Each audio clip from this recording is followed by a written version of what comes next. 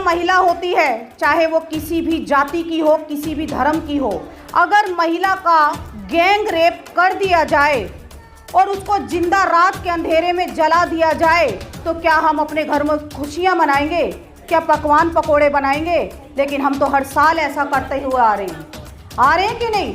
तो होली कोई त्योहार नहीं है, क्योंकि त्योहार का मतलब होता है तुम्हारी हार, और हम लोग अपने ही पुरखों की हार पर जश्न मना रहे हैं कि होलिका अगर इतनी अच्छी थी तो उसे जलाया क्यों गया, और बुरी थी तो फिर उसको पूजा क्यों जाता है? पूजते भी हैं ना हम लोग और जलाते भी हैं। तो ये कैसा दोहरा मापदंड है?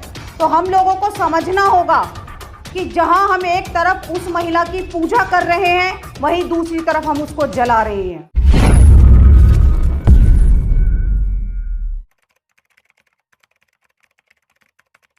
हमेशा कंफ्यूज रहती हूँ कि मैं महिला दिवस की बधाई दूं या ना दूं, क्योंकि जिस देश में महिलाओं का बलात्कार होता है, जिस देश में महिलाओं का शोषण होता है, जिस देश में महिलाएं सुरक्षित नहीं हैं, इस देश में 2 महीने की बच्ची से लेकर 60-70 साल की महिला बुजुर्ग सेफ नहीं है, तो उस देश में कैसे मैं महिला दिवस की बधाई दूं?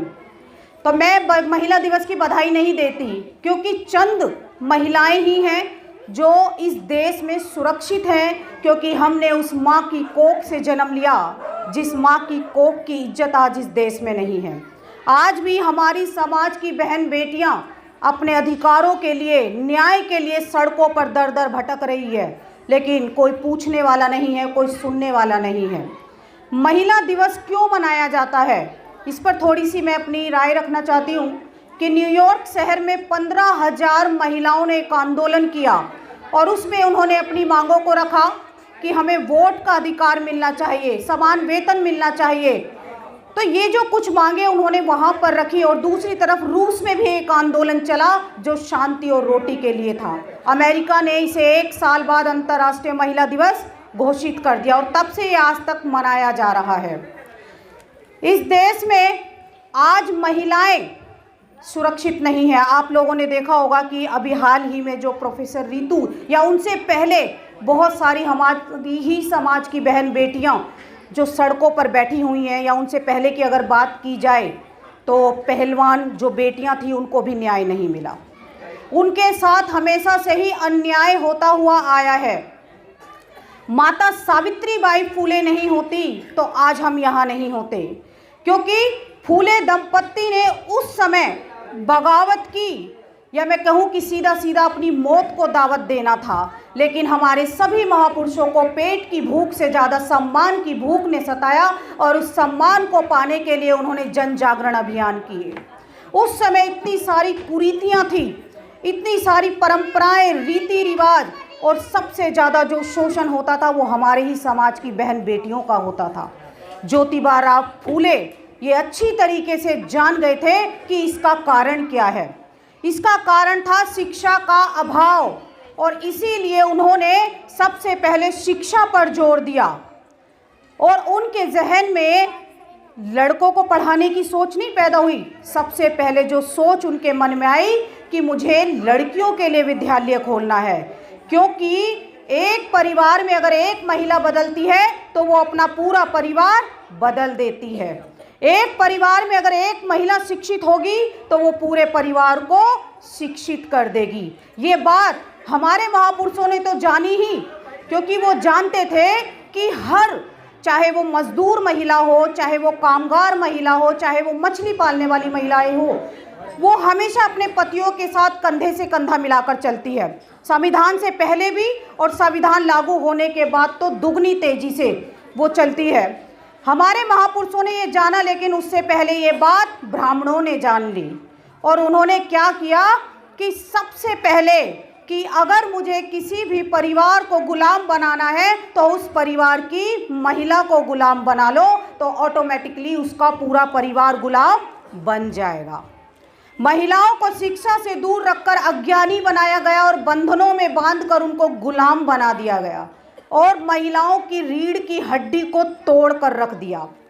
लेकिन हमारे क्रांतिकारी महापुरुष पैदा हुए ज्योतिबा फूले, जिन्होंने शिक्षा की शुरुआत अपने घर से की, उन्होंने अपनी पत्नी को पढ़ाया और जब वो खुद शिक्षित हो गई तो दोनों ने प्रण कर लिया कि जिस तरीके से हम शिक्षित हुए हैं, हम भी अपने समाज की बहन बेटियों को शिक्षित करने का काम करेंगे। और निकल पड़ती हैं। लोगों ने उनके ऊपर गोबर, पत्थर, कीचड़, ना जाने क्या क्या उनके ऊपर डाला, लेकिन उनके सामने उनका एक लक्ष्य था और उस लक्ष्य को पाने के लिए उन्होंने बहुत अपमान सहा और उसमें उनको सफलता भी मिली। जब एक सावित्रीबाई फूले खड़ी होती है तो उनका साथ माता फातिमा शेख देती है, और जब माता फातिमा शेख उनका साथ देती है तो महिलाओं के लिए शिक्षा के द्वार खुल जाते हैं। आज भारत की प्रत्येक महिला माता सावित्रीबाई फूले की बदौलत पढ़ पा रही है। लेकिन हमें स्कूलों में पढ़ाया जाता है कि शिक्षा की देवी कौन है? सरस्वती। उसने कोई स्कूल नहीं खोला, उसने किसी बच्चे को नहीं पढ़ाया। अगर हम अपने महापुरुषों की बात करते हैं तो हमारे पास एविडेंस है, हमारे पास प्रूफ है कि हमारे महापुरुषों ने शिक्षा के लिए कितनी बड़ी लड़ाई लड़ी, और उन्हीं की मशाल को आगे लेकर के गए डॉक्टर बाबा साहेब अम्बेडकर। और संविधान में आर्टिकल 46 में हमको वो शिक्षा का राइट दे करके गए, और 14 साल तक के बच्चों को निःशुल्क शिक्षा और आपको पढ़ने के भी पैसे मिलेंगे। जो स्कॉलरशिप स्कूलों में दी जाती है वो बाबा साहेब की बदौलत ही मिलती है। उनके बाद आए मान्यवर काशीराम साहेब, क्योंकि बाबा साहेब तो संविधान में लिखकर चले गए, लेकिन धरातल पर उसको जो लेकर के आए वो मान्यवर काशीराम साहेब थे। और जब वो महापुरुषों की विचारधारा लेकर निकले सड़कों पर तो बड़े आश्चर्यचकित हो गए कि जिस महापुरुष ने अपने 4-4 बच्चे कुर्बान कर दिए, उन महापुरुषों के बारे में लोग जानते तक नहीं। बाबा साहेब को अगर जिंदा करने का काम किया तो वो मान्यवर साहेब ने किया। जब वो गांव-गांव जाते थे तो लोग कहते थे कि काशीराम आया है, शाहू फूले अम्बेडकर 3 बाबाओं को लाया है, यानी कि महात्मा ज्योतिबा फूले, साहू जी महाराज और डॉक्टर अम्बेडकर।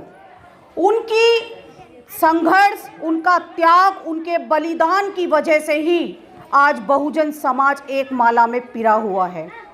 नहीं तो हम बाबा साहेब के बारे में नहीं जान पाते कि बाबा साहेब कौन थे और इन्होंने हमारे लिए क्या किया।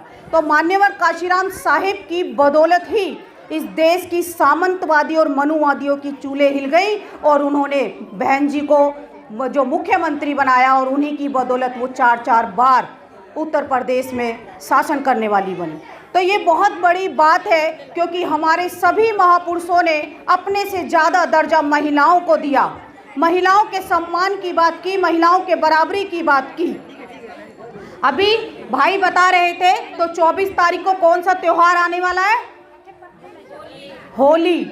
होली जैसा कलंकित त्यौहार सबसे ज़्यादा हमारे ही लोग मनाते हैं।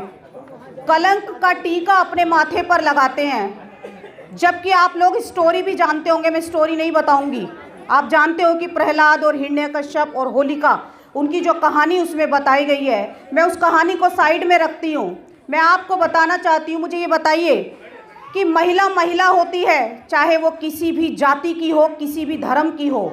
अगर महिला का गैंग रेप कर दिया जाए और उसको जिंदा रात के अंधेरे में जला दिया जाए तो क्या हम अपने घर में खुशियां मनाएंगे? क्या पकवान पकोड़े बनाएंगे? लेकिन हम तो हर साल ऐसा करते हुए आ रहे हैं कि नहीं?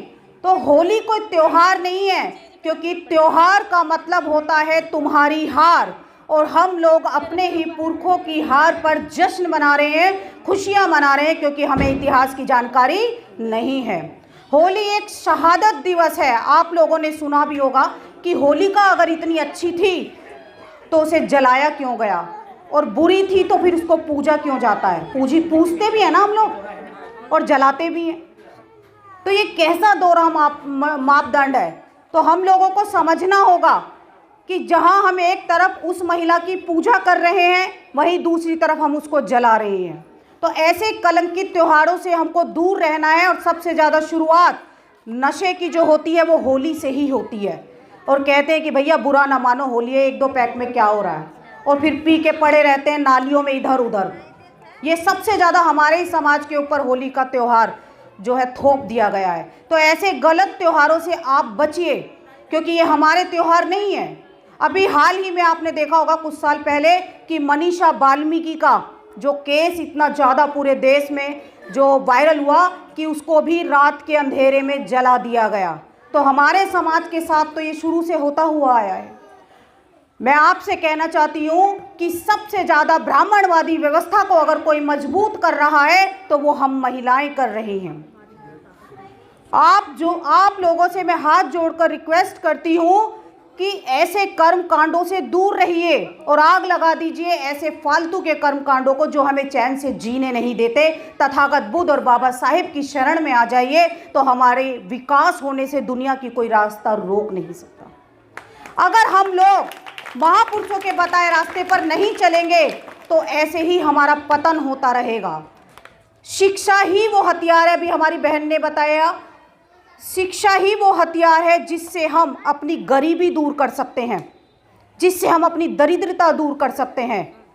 बाबा साहेब के पास कुछ नहीं था, ऐसी चाल में ही रहते थे, लेकिन उनके पास ज्ञान था, उनके पास बुद्धि थी और उसी ज्ञान से बुद्धि से उन्होंने एक इतिहास को बदल कर रख दिया। तो आप अपने बच्चों को शिक्षित जरूर कीजिए, क्योंकि किताबी पढ़ाई लेने से कोई शिक्षित नहीं होता, उसके साथ साथ हमको सामाजिक ज्ञान भी होना चाहिए, यानी अपने महापुरुषों की बातें भी हमको पता होनी चाहिए। तो कहने के लिए तो बहुत सारी बातें हैं और समय की भी सीमा है, तो इन्हीं शब्दों के साथ मैं अपनी वाणी को विराम देती हूँ। एक बार जोर से बोलेंगे, जय भीम, जय भीम, जय भीम, जय भीम, जय